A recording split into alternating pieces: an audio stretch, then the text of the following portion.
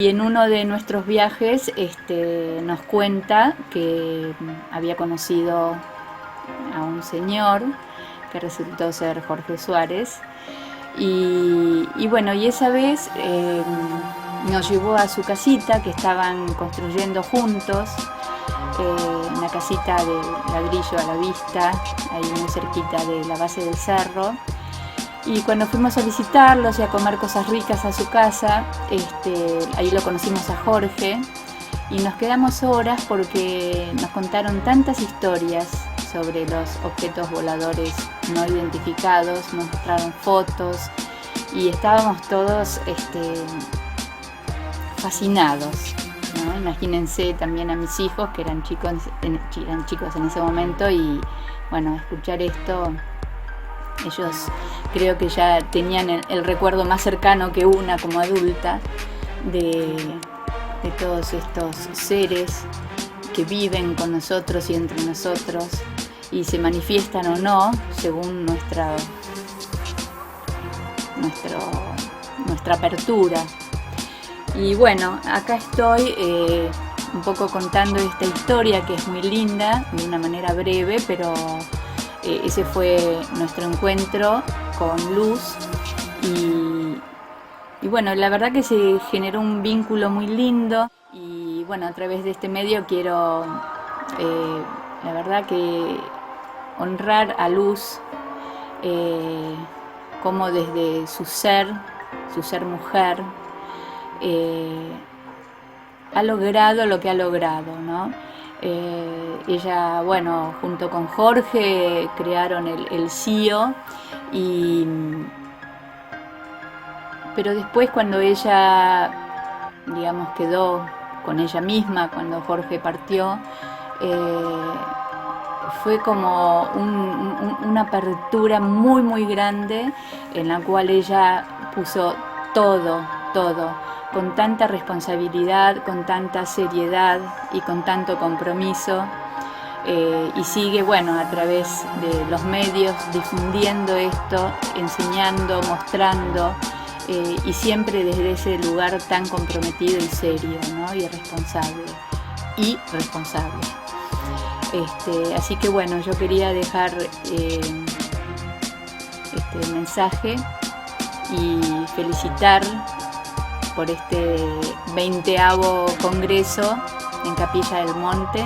Así que querida Luz, te deseo lo mejor y te admiro y te aplaudo y que puedas seguir siempre con esa fuerza y con ese ser maravilloso que tenés adentro, que sos y que lo brindás y lo ofreces a todo el mundo a través del CIO y de tantas otras formas, aunque sea con una charla, compartiendo un mate o un té o un café.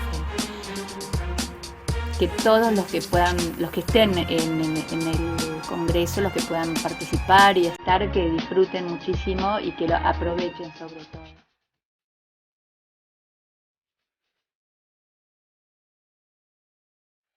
º Congreso Internacional de Ovnilogía, noviembre 2018, Capilla del Monte.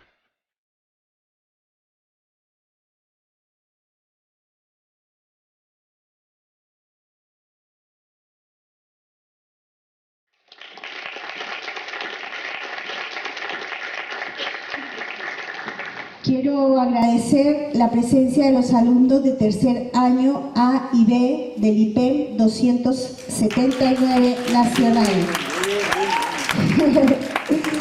Muchas gracias por estar aquí. Vicky Lepson ha hecho posible que el grupo de alumnos estén presentes. Niños que seguramente, y yo pregunto, no tendrán ni idea qué fue lo que pasó en Capilla del Monte hace 33 años.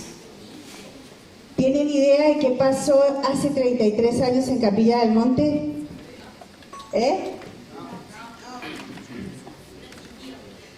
Pasaron muchas cosas y en Capilla del Monte pasa todo el tiempo muchas cosas. Pero en el año 86, el día 9 de enero del 86, pasó lo que hoy mismo es increíble, es impensable que haya pasado.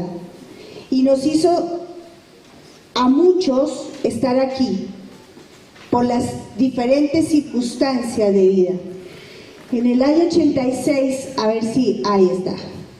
En el año 86, una huella en la Sierra del Pajarillo, en una sierra totalmente abandonada que es totalmente diferente a la que ustedes hoy pueden disfrutar, porque allí no había tanta gente, no había tanta construcción y eran muy pocas las personas que habitaban esa zona. En esa Sierra del Pajarillo, un día, esa noche, un niño de 12 años vio un objeto. Ese objeto, vamos a recorrer en minutos el acontecimiento para que no solamente los niños del IPEM lo sepan, sino también para que los amigos que conocen o no conocen del tema adentremos y por qué estamos hoy aquí haciendo este Congreso Internacional. Este niño dice que vio algo así. Él dice que vio una luz roja y como luces a los costados. Así lo describe en el patio de su casa sobre la arena. ¿A quién se lo cuenta? Al secretario de gobierno Jorge Suárez, al intendente de ese momento, el señor Diego Cés. Se lo cuenta al consejo, a un miembro del Consejo Deliberante que en ese momento, por las razones que todavía no se explican, estuvieron allí todos. Y aquí está Gabriel Gómez. Este niño es cordobés, vive hoy en Cruz del Eje y le encantaba estar en esas sierras disfrutando de ese lugar. Al día siguiente de haber visto ese objeto, aparece la huella del pajarillo. Esta huella, que ha sido investigada por 2 investigadores de campo, hicieron que cambiara la vida, o esta huella hizo que cambiara la vida de Capilla del Monte. Recorriendo la historia, para los amigos, los niños que están presentes, año y medio después se incendió toda la sierra, pero el fuego no entró a la huella. Esta es una primera fase de cuando se quemó la huella, aquí lo ven, y ayer estuvimos, antes de ayer, con los invitados internacionales viendo, disfrutando de este lugar. Esta es la foto oficial del fotógrafo municipal que también estuvo presente, donde se ve todo el incendio en el 87, segunda fase, pero el fuego no entró a la huella. A mí en lo personal este caso me fascina por lo vivido con todos y sus testigos, desde el primer día con el niño y después con la presencia de las autoridades y después con toda la prensa que estuvo presente a la hora del hecho. Por ejemplo, esta nota de prensa de revistas españolas, a ver, esta no es, que se hicieron presentes a la hora del caso, porque fue contado en Radio Universidad cuando el señor Jorge Suárez, siendo secretario de prensa, decide provocar la información y decir qué fue lo que pasó acá. Y notas de prensa como estas, hechas por la revista Año Cero, Enigmas y Más Allá. Este es el señor Fernando Jiménez del Oso, uno de las personas que vinieron a Capilla del Monte atraídos por la huella del pajarillo. Uritorco, decía la tapa de prensa de la revista, puerta a otra dimensión, Fernando Jiménez del Oso. Tenemos notas del interior, notas de diferentes periódicos, diarios locales, como La Voz del Interior. Rojo, muy rojo, grande, muy grande. Algo se asentó sobre la Sierra del Pajarillo.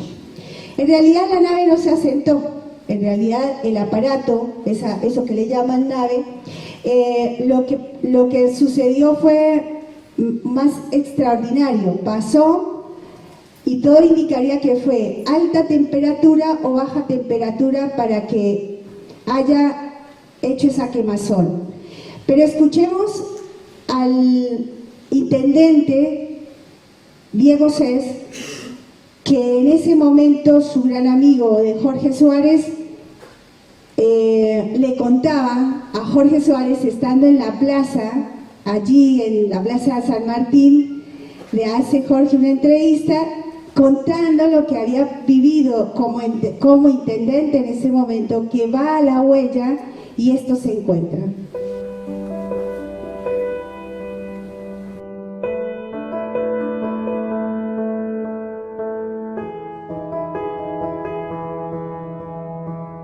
A tantos años, ¿qué le deja a usted en este momento de reflexión eso que todavía sigue siendo un misterio?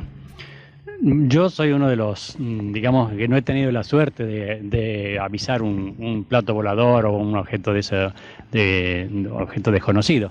Pero evidentemente que después de tanto tiempo soy un convencido total de que efectivamente eso existe. Porque usted, como usted sabrá, yo he estado en ese momento en el lugar, he recorrido las 100 metros de diámetro que tenía ese círculo. En fin, yo puedo decir con toda veracidad que efectivamente existe. Diego, usted fue una de las primeras personas que accedió a esa huella junto a prensa de todo el país. ¿Qué recuerda como un hecho curioso? Por ejemplo, alguna vez usted me comentó la particularidad de la ceniza y la particularidad de la forma de que se habían quemado esa hierba. Sí, efectivamente. Usted sabe que llegamos a lomo de burro. Usted no estuvo conmigo en ese instante porque el burro no le permitía. He estado ahí, he palpado la ceniza en la mano. Es una cosa, digamos, como si fuera ligeramente grasosa, pero sin dejar ningún tipo de impregnación en la mano. Totalmente, entonces limpiaba las manos y como si no hubiera tocado nada. Yo recuerdo que esa fue una de las cosas que más le llamó la atención a usted, ¿no? Un tizne común de un incendio de campo, obviamente quedan sucias las manos cuando uno no toca, ¿no? Claro, exacto, muy distinto. Esa es una quemazón, digamos, pero distinta totalmente. Que eso es lo que me da digamos, la certeza de que efectivamente es un fenómeno de la naturaleza raro, ajeno a nuestro conocimiento, por lo menos en este momento. Diego, junto con los periodistas también usted pudo advertir que esa irradiación de calor que plasmó esa huella vino desde arriba hacia abajo, tanto que la paja brava, la vegetación que rodeaba en aquel entonces, y recordemos que era enero, ¿no? Pleno verano en esta región, estaba quemada, la cara interna de esa vegetación que daba hacia la huella estaba quemada y la parte externa no, o sea que ese fue uno de los indicadores como que ahí se plasmó una fuerte fuente de calor pero sin llama. Efectivamente, sí, da la sensación, valga la comparación, como si fuera, digamos, una copa roja puesta sobre el campo ese que no admitía ninguna diferencia. Era, digamos, totalmente redonda, o no redonda, pero sin ninguna rastros de que ha sido una quemazón desprofeso ni nada. Eso fue otra de las cosas que acusaron en su administración en su momento como que hubiera sido un recurso turístico. Después de 5 años yo creo que se dieron otros hechos como para haber descartado. Usted nunca tuvo esa intención de hacer eso. No, de ninguna manera. Usted sabe, Jorge, que usted ha sido uno de los que ha estado en mi administración, por lo menos en la casi totalidad de mi periodo, y sabe perfectamente que nosotros no nos prestaríamos jamás a una cosa que no tuviera visos de seriedad. Está claro. Luego también usted participó y tuvo la necesidad como funcionario de este pueblo de requerir ayuda para la pérdida de aquellos 4 chicos que se extraviaron en el Cerro Uritorco en el mes de junio de ese mismo año, de 1986, y tuvo también la oportunidad de dialogar y de ver a esos chicos que habían pasado una experiencia bastante curiosa, ¿no? Sí, efectivamente, es así que nosotros hemos contribuido a la recuperación de esos chicos. Hemos estado en el hospital de acá, digamos, en un breve periodo de internación, y hemos comprobado efectivamente que, digamos, una cosa que yo no lo podía explicar así muy claro. Máxime la presencia y la conformación física de Gabriela, que fue una de los que se perdió, entre comillas, digamos, una chica de cuerpo muy menudo. Debemos aclarar que tuvieron esos 7 días descalzos, con muy pocas probabilidades de encontrar agua en la montaña por ser la época en que era. pero estuvieron 7 días con un tiempo muy feo, ¿no? Así es, efectivamente. En fin, yo creo que en una cosa normal, 7 días no sé si podrían haber podido subsistir. Eso me inclina más a creer todavía en toda esta conjunción de cosas que se dieron más o menos en una época cercana. Quizás puedan haber tenido algún tipo de ayuda que nosotros desconocemos. Yo creo que sí. Diego, de futuro, ¿usted está de acuerdo con esta filosofía que ha implementado la gente que está actualmente en la municipalidad en cómo ha desarrollado esta historia de los ovnis en Capilla del Monte? Honestamente, no creo que sea el procedimiento correcto o honesto. Más bien es especulando con una cosa que no dista mucho de ser seria en la forma que ha sido encarada. ¿Usted cree que este tema merece profundizarlo de una forma más sensata y con gente realmente calificada en la investigación? Sí, por supuesto, ninguna duda. Aquí hay que darle realmente la veracidad que puede tener este acontecimiento y todos los que han sucedido acá cerca del Cerro Uritorco. A través de su experiencia y a través de la reflexión de estos 5 años, ¿se puede declarar, se puede percibir de que esta realidad de la presencia OVNI en Capilla del Monte no está agotada? No, por supuesto que no. Yo estoy convencido de que en cualquier momento podemos tener algún otro avistamiento, alguna cosa que nos indique la presencia de estos seres. Don Diego Cés, muchas gracias por esta entrevista, y lo que quisimos lograr es, a través de su personalidad, que manejó este tema con sensatez y con respeto, darle cuenta a quienes puedan ver este documental de que lo de Capilla del Monte es mucho más que una fantasía. Yo creo que es así, y muchas gracias a ustedes por haberme tenido en cuenta para, digamos, aportar el conocimiento con respecto a este tema. Don Diego Cés, uno de los testigos más importantes que tuvo la casuística OVNI de Capilla del Monte. Vuelvo a reiterar, para recordarlo, dentro de la casuística de la investigación está calificada la declaración oficial de don Diego Cés como la tercera en Argentina de lo que se considera, dentro de esa investigación, testigos calificados.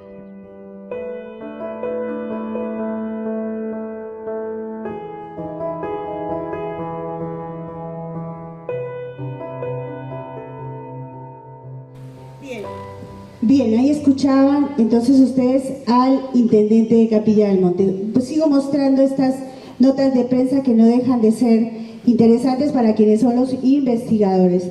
Para los niños que no conocen del tema, es interesante que se vayan apropiando de un caso que le podemos sacar, como dicen en Colombia, sacarle el jugo, porque nos alcanza definitivamente bastantes hechos, como por ejemplo que al lado de la casita de la señora donde el niño vio el objeto había un sauce sin hojas a los pocos días. El sauce se había deshojado.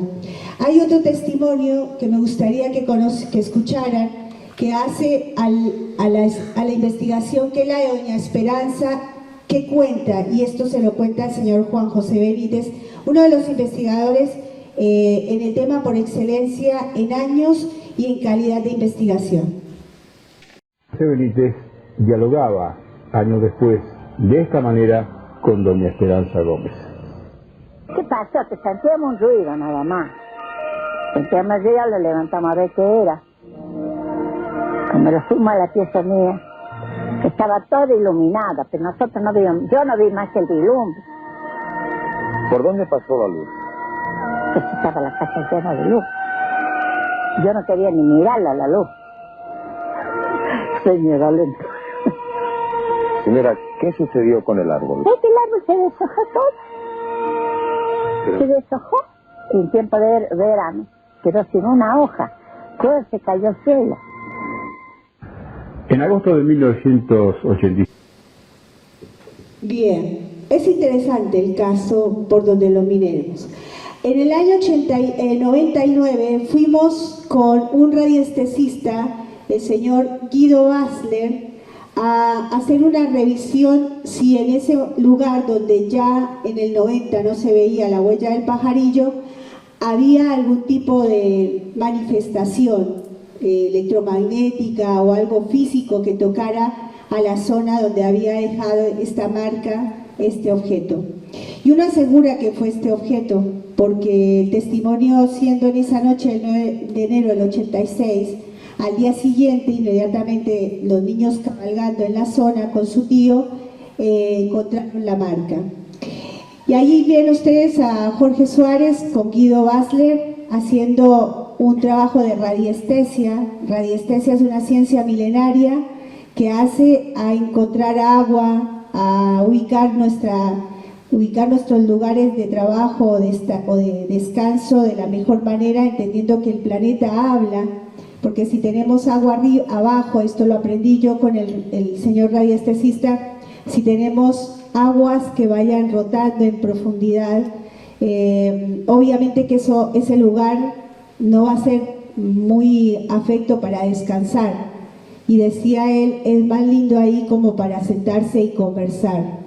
Entonces así era que hacía nuestro ancestro a la hora de elegir los lugares donde manifestarse hacia las estrellas, como eran los lugares de ceremonias, entre comillas, es una palabra que la tengo ahí estudiando, en donde se reunían para mirar a las estrellas y hacer ese momento cosmogónico, y otro era para ir a descansar y otro para ir a cultivar. Aquí en este caso la radiestesia la están usando para determinar los momentos magnéticos del lugar, y inmediatamente, bueno, caminando, porque era casi una cuadra de sierra en esa inclinación, estuvimos caminando y ahí encontramos que el señor Guido Basler marcaba perfectamente la periferia del lugar que estaba afecto por la quemación anterior y cuál estaba igual que toda la zona. Otro dato que hace al caso La Huella del Pajarillo, insisto, son demasiados los ítems para detenernos. Yo solamente estoy haciendo un pequeño recorrido de la huella, manifestando los más trascendentales, si se quiere. Uno de los hechos que llamó muchísimo la atención para este caso La Huella del Pajarillo fue cuando vino la televisión de España, Fernando Jiménez del Oso y Juan José Benítez, después de que Jorge les había enviado toda su información. Se encontraron que cuando el ingeniero de sonido, que ya habían hecho el rodaje en casi todo Capilla del Monte, habían dejado La Huella del Pajarillo para un día específico, cuando entraron a hacer la nota, Fernando Jiménez y el ingeniero de sonido atendiendo todos los detalles, manifiesta que hay una estática, que hay un sonido que no se había dado en todo el rodaje. Ese sonido empezaron a ver qué era y empezaron a jugar con el micrófono a diferentes alturas. Cuando se dieron cuenta que se manifestaba a manera de campana, era como una campana que en la parte interna generaba esa estática y fuera ya no estaba.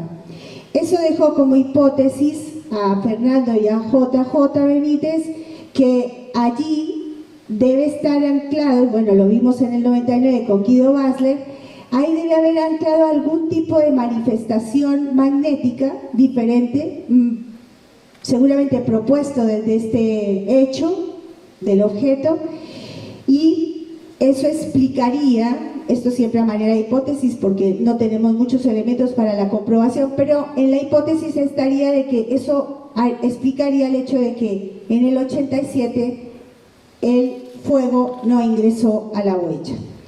Este es un pequeño resumen, una pequeña síntesis que manifiesta el CIO en esta mañana de viernes de Congreso para un poco ponernos en acto, y me inspiraron los niños que entraron hoy a la sala, ya que entendemos que la huella del pajarillo se ha manifestado como un hecho ovni, pero además como un hecho que me pone a pensar, un hecho que me deja en la investigación bastantes elementos sólidos para entender que es una evidencia de alguien inteligente que pasó por este pueblo y nos dejó esa huella para elaborarnos, para permitirnos entendernos Y seguramente, como dijo el señor Ángel Díaz, uno de los investigadores de campo, esta huella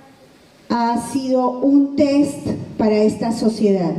Ángel Díaz es un investigador de campo de los círculos de las cosechas desde hacía bastante tiempo, y cuando entró en el 86 con este caso lo dio casi como un hecho, porque los círculos de las cosechas manifiestan eso, ¿no?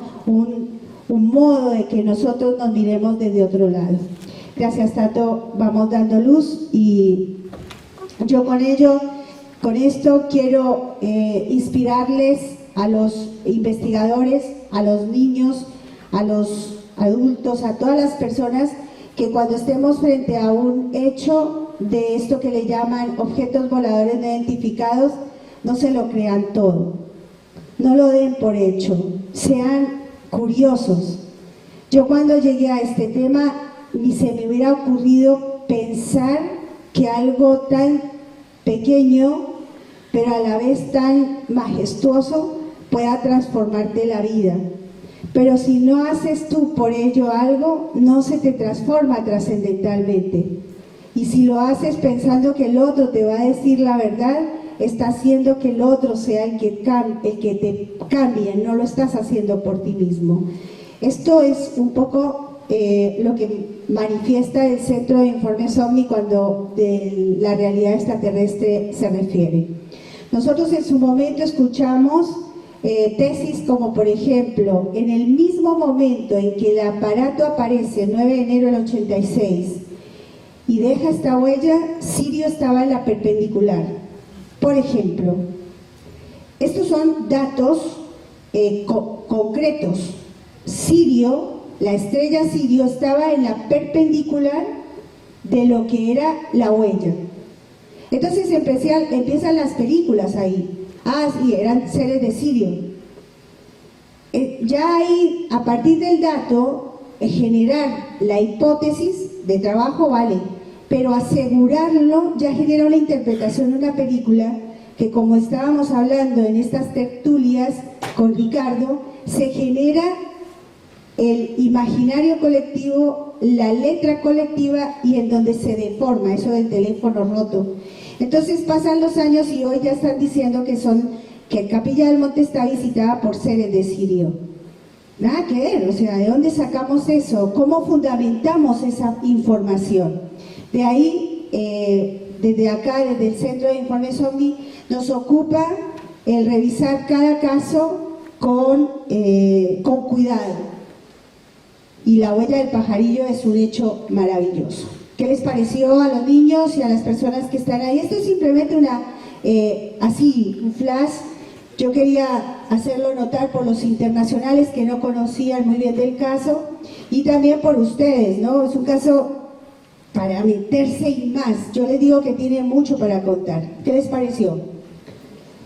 Chicos, vale, ¿no? Para empezar el viernes, vale.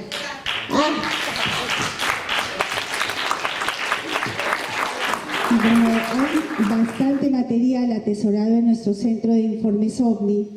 En 20 congresos internacionales podemos aprovechar estos espacios para darles un poquito más de lo que seguramente ustedes no conocen, o que si lo conocen desde la red, desde la web. Y yo les digo que la red y la web hay que sacarle el jugo, pero yendo bien adentro, no lo que hoy superficialmente tenemos como viralizados. Esos tantos me gusta a veces no son comida nutritiva, sino a veces está ya contaminado. Ustedes recordarán Área 51, ustedes recordarán caso Roswell. Dentro de la casuística caso Roswell, huella del pajarillo están como ahí, muy cercano, aun cuando abismalmente las consecuencias fueron diferentes para un Roswell, para un Capilla del Monte. Ustedes hagan una mirada de lo que estoy diciendo para ver en qué lugar del planeta se han dado este tipo de circunstancias, situaciones en localidades como Capilla del Monte o Roswell. Y en Roswell se generó la mítica Área 51. Y en esa mítica Área 51 está el mítico Bob Lazar. Bob Lazar es un joven que entra al Área 51 como un físico joven, lo llaman y le dicen venga para acá, le vamos y necesitamos. Seguramente vieron una mente brillante, como suelen hacer en estas áreas institucionales del establishment.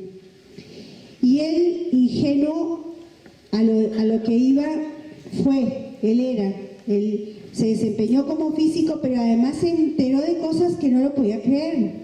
Y había luces arriba en esa área donde él estaba trabajando. Y equivocadamente o no, llevó a sus amigos cuando le habían dicho que ahí a ese lugar no debería llevar personas de su contacto o relaciones sociales más cercanas. Hace 3 años, en nuestro congreso en Colombia, el señor Fernando Correa, que hace parte del grupo de Tercer Milenio, nos alcanza el material, yo pensaría que no, yo no lo he visto en la red, de los testimonios de Bob Lazar más madurito, más grande, un hombre que se convirtió en un NN en Estados Unidos. Y vamos a compartir con ustedes este testimonio que nos dejó Fernando Correa a nuestro material de video que tenemos en nuestro centro de informes OVNI, en donde Bob Lazar deja expreso de que él ahí no va a volver a hablar. A partir de ese momento, esto fue hace 5 años, en el que él se expresó en un programa de televisión y contó lo vivido. Y esto era lo que, estos 2 testimonios, vamos a ver los 2 que nos deja Fernando para compartir con ustedes. 20 años de congreso nos significan esto, material que los investigadores muy amablemente dejan para que sea expreso a quienes buscan información. Vamos entonces con Bob Lazar. El científico Bob Lazar, en 1989, afirmó que trabajó con una nave extraterrestre, investigando las tecnologías de otros seres inteligentes del universo, en la llamada retroingeniería. Después de 25 años de silencio, el 21 de febrero de 2015, Bob Lazar apareció en público en el Congreso Internacional OVNI 2015 en Phoenix, Arizona. Este equipo de investigación estuvo ahí. Presenciamos que Lazar sostuvo su palabra, que conoció diversas naves extraterrestres, que trabajó con un ovni que llamaron el modelo deportivo y habló de un reactor para generar antigravitación. Incluso señaló que vio un ser extraterrestre disectado. El investigador George Knapp entrevistó a Robert Scott Lazar, quien otra vez habló de su trabajo en la base S4, cerca del Área 51 en Nevada. Mi trabajo es mi vida. Le hablaré de cuando yo trabajé en la base S4. En ese entonces contaban con 22 personas. Ellos tenían acceso a los materiales de la nave extraterrestre. Se tenía una lista de nombres y no los conozco al día de hoy. ¿Qué encontraste en la base S4? Describe lo que viste. La primera vez que fui, lo que vimos fue... parecía ser una colina normal. No noté la entrada. Pensé que era parte de la montaña. Pero ahí había una entrada, una base con puertas. Por ahí entramos. Adentro se ven puertas pequeñas. Una vez logré verlas todas abiertas. La primera vez que vi la nave, llegué a este lugar.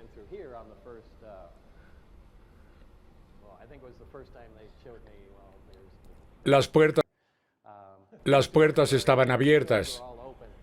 Había diferentes naves. Primero viste el modelo deportivo. ¿Qué estabas pensando? La nave extraterrestre no estaba en mi mente. Solamente pensé que esto explicaba los avistamientos ovni. Ahí estaba la tecnología de propulsión necesaria.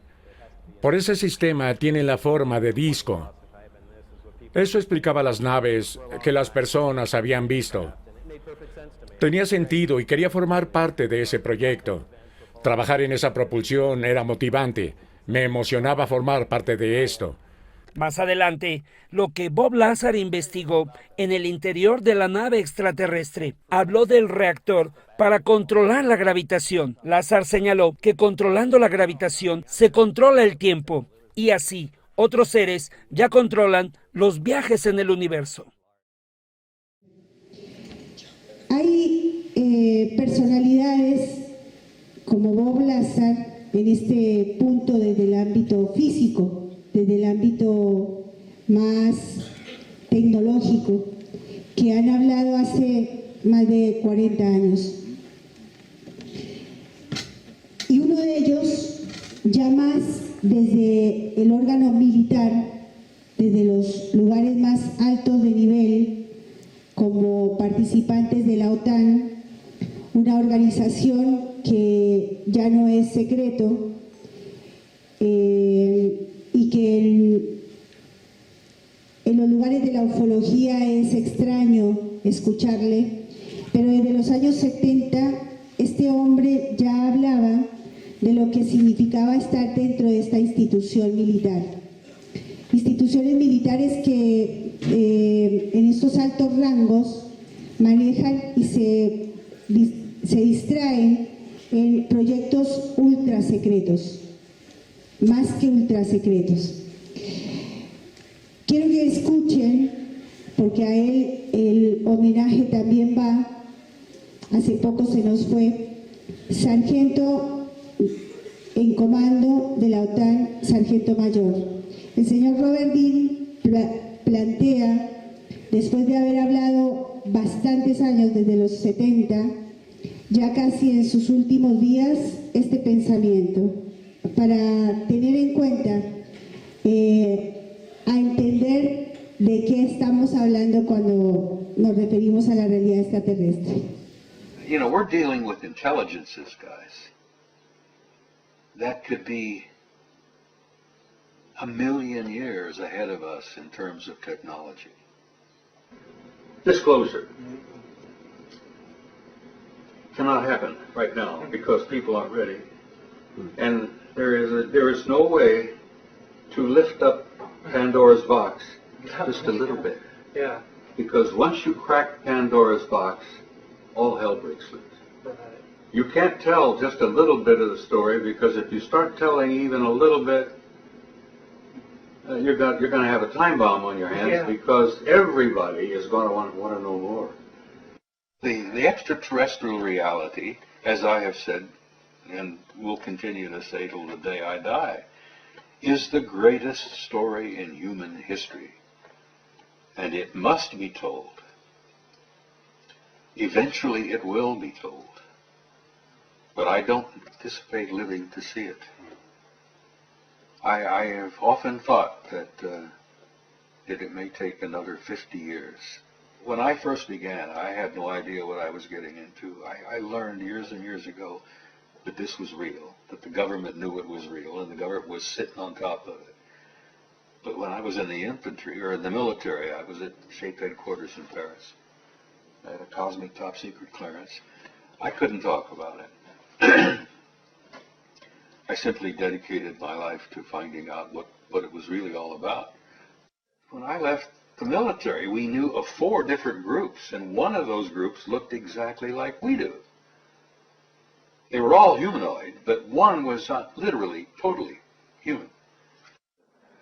I got so damn sick and tired of arguing with skeptics who've never bothered to do their homework. These guys are still living in the 19th century, many of them. And it's like I mentioned to you before, I think a lot of it is that there's a deep-seated fear that if this is really true, ooh, What's that going to mean to my view of the world? Well, it's going to mean your view of the world is going to collapse around your damn ears. Right. The skeptics say, you can't keep secrets. The government can't keep. Well, the hell they can't. They have done it from the beginning.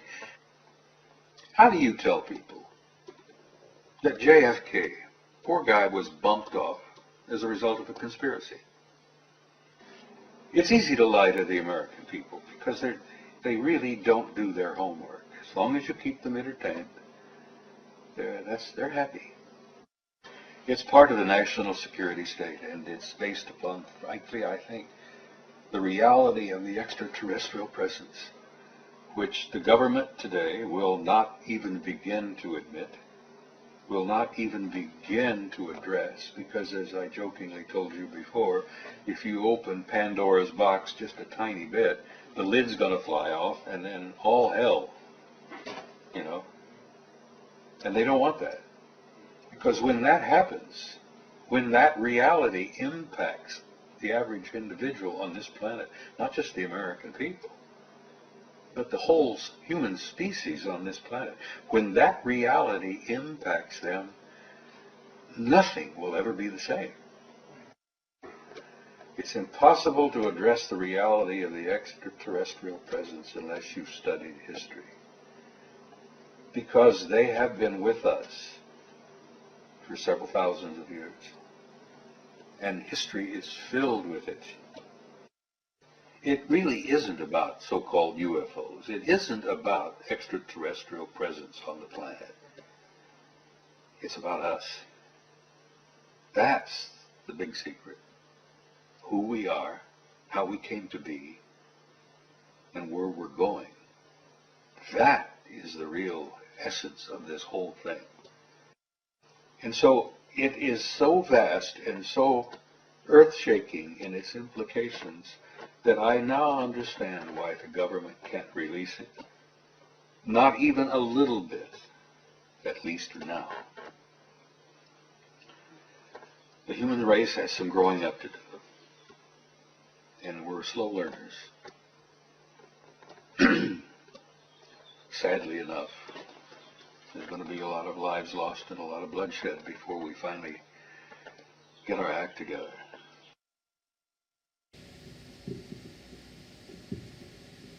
Bien.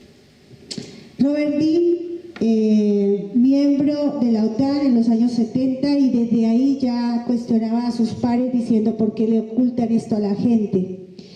Ha sido un hombre controvertido, pero ¿quién no es controvertido cuando habla de esta manera, no? En este mismo momento hay una noticia en el mundo porque hay un asteroide que está entrando en órbita. Vamos a escuchar el audio, no sé si voy a poder pasar allí la imagen. Y quiero hacer mención a esto porque los titulares que nosotros recibimos todos los días no están ni de cerca de lo que realmente está pasando. Y lo que nos entregan como titulares siempre van en el orden del miedo, esto ya es más que sabido, y de pronto de generar expectativas. Y algunos dicen que es para irnos preparando, para saber que ellos están. A mí no me tienen que preparar para que me digan que esos señores viven aquí, en este universo, y mucho antes que nosotros. Pero bueno, los argumentos siempre van.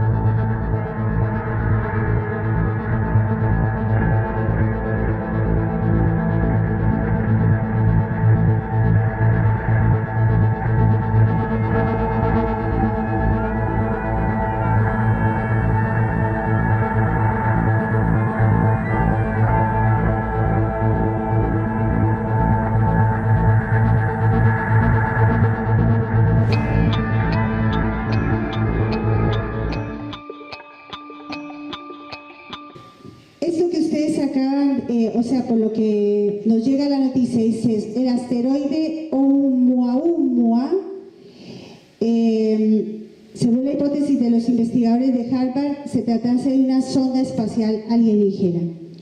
Bien, el debate está, ¿no? Este es un buen ejemplo en la actualidad para manifestarlo y tenerlo atento. Esta tarde, si nos dan los horarios, vamos a ver, si no, siempre va a haber espacio. La doctora Carol Rosin, que algunos conocen como vocera de lo que nos dejó de legado el científico Von Braun, nos hablaba de las guerras establecidas desde el establishment. Estas guerras, ya muy bien dibujadas, nos decían que venía después de la Segunda Guerra Mundial una Tercera Guerra Mundial, y esto lo estaban diciendo mucho antes inclusive cuando se estaba comenzando a desarrollar el átomo como modo de arma nuclear.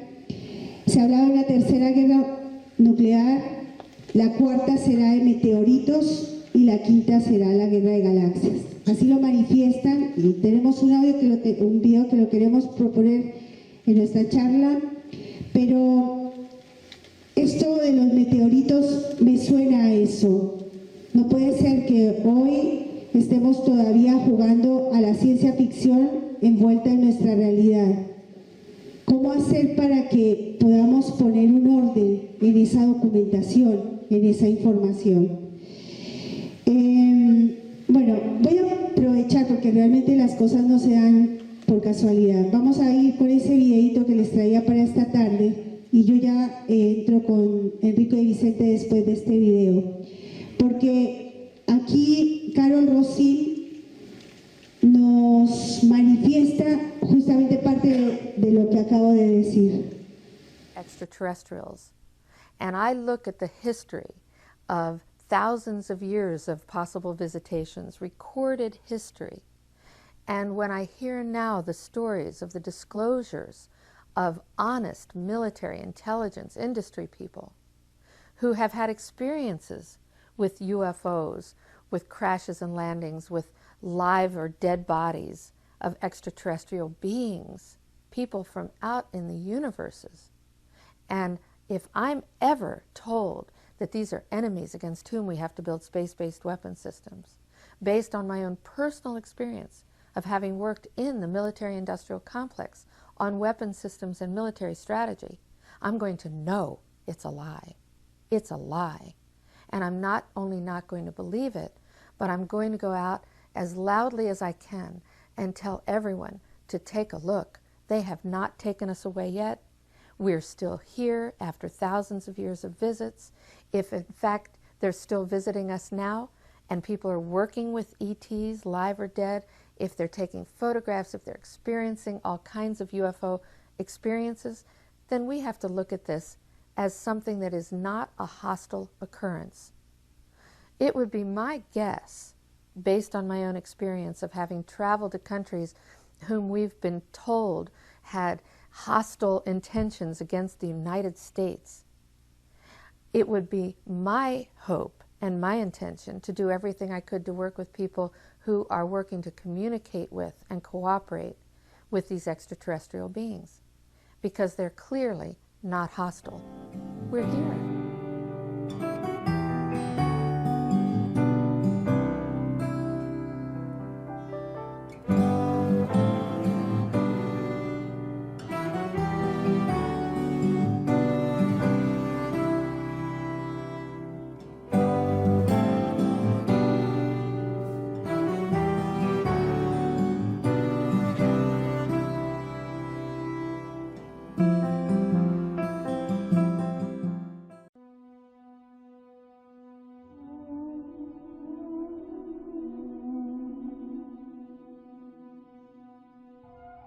Alternativa extraterrestre, el punto de encuentro para la gran familia del CIO.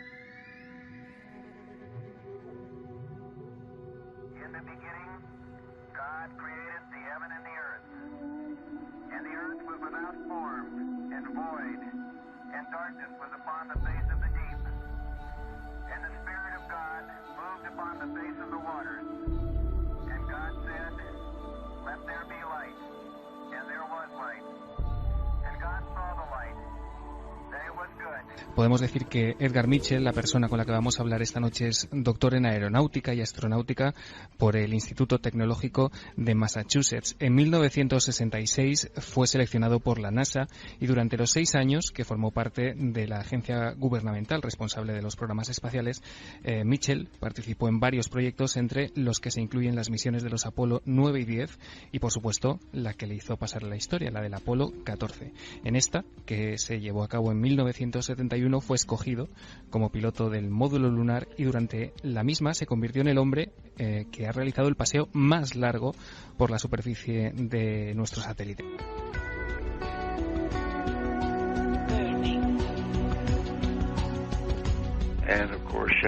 Por supuesto, cuando fui a la Luna hace 40 años, me di cuenta de que el universo era mucho más complejo de lo que creíamos hasta entonces. En el viaje de regreso de la Luna, después de que todo mi trabajo allí se hubo completado, tuve la oportunidad de mirar al cielo, de relajarme unos instantes. Fue la ocasión en la que pude mirar a los cielos desde esa perspectiva, de reflexionar sobre ello. Lo que experimenté es lo que llamamos una epifanía. Fue el hecho de contemplar esa gran maravilla con toda su belleza. En el antiguo sánscrito lo llamaban Sainadi, y en otras culturas como la griega se lo conocía como metanoia, un cambio en la mente y en el corazón. También se lo ha llamado iluminación.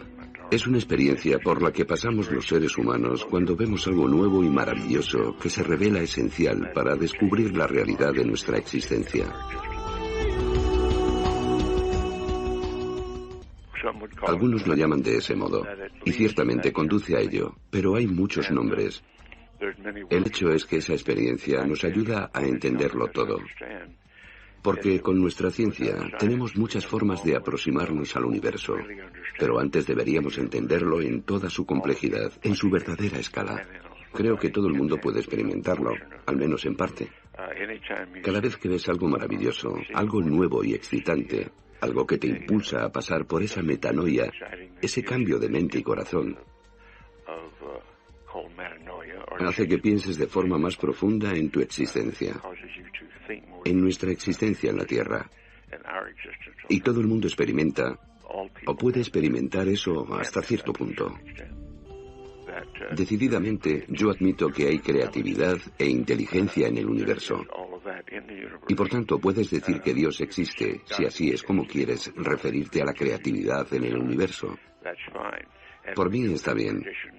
Existen tradiciones que usan la palabra Dios como una forma de referirse a la explicación del universo. Se trata simplemente de observar cómo encaja el universo.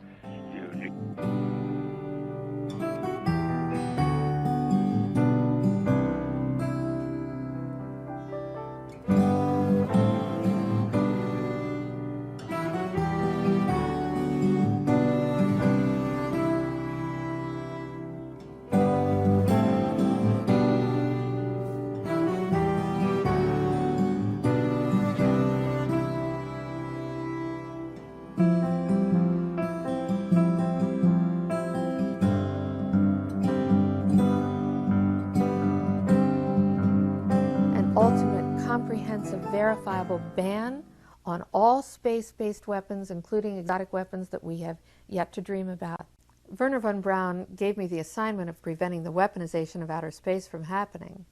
But what he said to me over and over again was that his real concern, his greatest concern, was about psychotronic weapons. Did he discuss what those were? No. He didn't discuss what they were, but he repeated over and over to me that this was the real concern. This is what we should really be concerned about. But he would add, the public, however, won't understand that yet. So let's just call for the ban on space-based weapons. That can be understood, it can be measured, it can be done. And once you have a ban on space-based weapons, you've put a lid on the arms race. People have become aware, they've become connected consciously, and they will begin to understand that there are alternatives. But his real concern, the biggest concern he had, was about the psychotronic weapons. Those are mind-controlled weapons, mind-controlled people or technology. Bien, yo esto lo tomo con detenimiento, todas estas palabras, todos estos testimonios, en un tema tan delicado y que se ha viralizado no de la mejor manera. El individuo debe hacerse cargo. Nosotros no nos conocemos, no tenemos idea de cuál es nuestra historia. Hoy, muy tenuamente, podemos entender y sentir que no somos de aquí, que venimos de allá. Y aún nos falta mucho. Y Enrique Vicente, cuando leemos de él, cuando nos permitimos escucharle, nos abre el abanico de posibilidades. Eso quiere decir, y digo yo, ¿no?